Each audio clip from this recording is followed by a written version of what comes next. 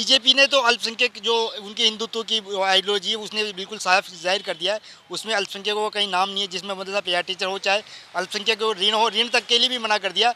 और बीजेपी से हमें ये उम्मीद नहीं थी क्योंकि वसुंधरा का सेकुलर चेहरा था, लेकिन कांग्रेस ने भी कहीं ना कहीं पुरानी जो इनकी घोषणाएं थी उनको भी उनके मैनिफेस्टो में सर्कुलेशन नहीं किया। विधानसभा चुनाव में इनको अंदाजा हो जाएगा कि जिस पॉलिसी पर ये बढ़ रहे हैं, जिस पॉलिसी पर ये चुनाव लड़ रहे हैं, इनका चुनाव का एजेंडा सही नहीं था, ये गलत था। अल्पसंख्यकों को नज़रअंदाज करना या और भी लोग हैं, कमज़ोर हैं, दलित हैं, पिछड़े वर्ग हैं, सभी के लिए चीज़ें इनको करनी चाहिए, लेकिन ये खास एक इनकी विचारधारा के लिए काम कर रहे हैं जो देश के लिए बहुत नुकसानदेह है, प्रदेश के लिए भी नुकसानदेह है।